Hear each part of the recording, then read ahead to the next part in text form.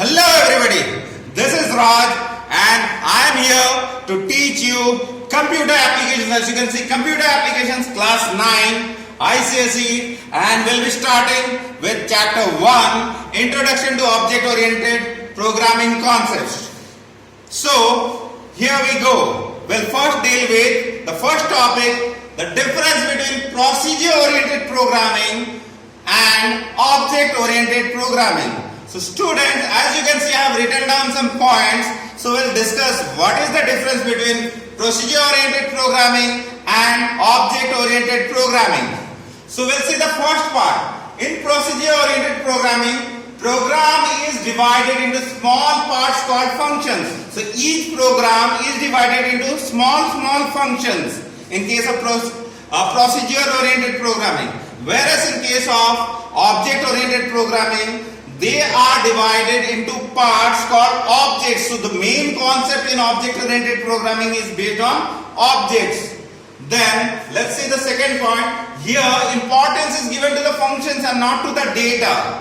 So two things are there. Whenever you write a program, there is a function and there is the data. Functions mean the ways to do the solve the problem, and data are the values what you put into the problem and the result what you get. So in procedure oriented programming, main importance is given to the function, how that process will be solved. That is the main issue, that is being more concentrated. But in case of object oriented programming, they give more importance to data rather than functions. Functions are there, they come over there, but more importance is given to data. Then let's see the third point. It follows top-down approach. Means what happens when a program is written, they will go to the first section, they will write the function, then they will develop. So from the top to bottom, they follow that approach. Whereas in case of object-oriented programming, they follow bottom-up approach. Bottom-up approach means they first concentrate on finding out the characteristic of object. They first, what they do, they create the object. After creating the object, and that object's functions are then worked out. So you see, it follows bottom-up approach.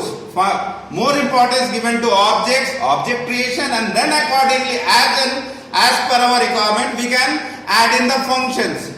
So that's the difference. Then, in case of procedure-oriented programming, this is an important point. Data move freely function to function. The data is in one function, the same data goes into the second function and third function, and in between the data may be changed. And here the data, I want to add it, the data may not be secure. The data may not be secure because this data is available throughout the program and the data may be changed in the process. Whereas in case of object-oriented programming, the objects, they have copies of data and they send the data.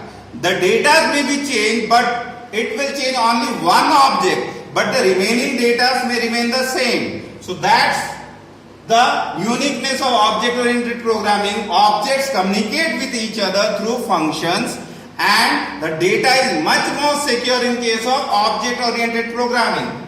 Let's see next, the adding up of new data and function. If you want to add new data, if you want to add in more functions, I have decided one function I have written, I want to write a second function. It will be not so easy in case of procedure-oriented programming, but in case of object-oriented programming, adding up of data is so easy.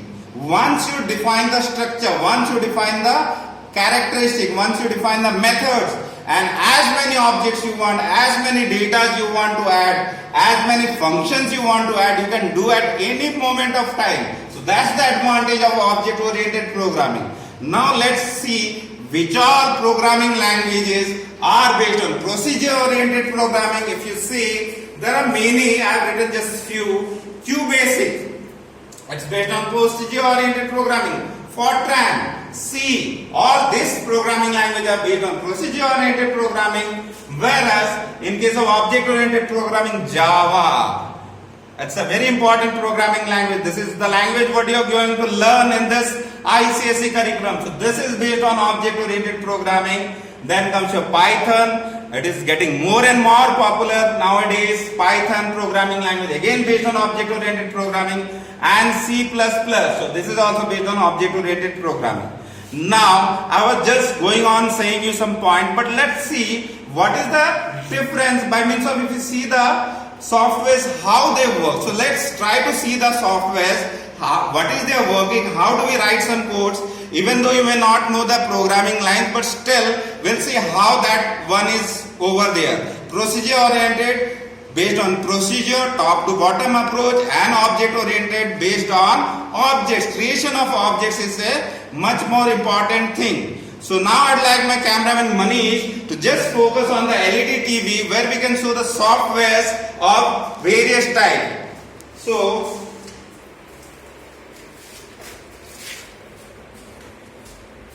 now if you see on the left side, if you can see my cursor on the left side, this one with the blue screen is showing you QBasic. Can you see QB? What is QB? This one.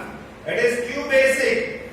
So QBasic I have written on simple program. So this is based on your procedure oriented programming. Whereas on the right side it is Java, BlueJ. It's BlueJ IDE based on Java programming language. On the right side you can see this is based on Java programming language, and this is based on your procedure oriented programming language. So procedure oriented programming language QBasic, you see we have written one program. The value of variable A equals to 10, B equals to 20, C equals to A plus B. That means 10 plus 20. So C is holding the value 30. Print sum equals to C and end it over there. So this program we have written. If you run it, just see. If I run it, what will be the answer? I run it over there. It's telling start. Yes, I start it. And you see, it's showing sum equals to 30. See the last one, the preceding, I have run it 2 times. So it is showing sum equals to 30 or 30. So again, the last line you see sum equals to 30. So this is showing what? It is showing your procedure oriented programming. I close that one. Now let's come on to the right side. This is Java programming. In this Java programming, again you see I have written one program. I open that program.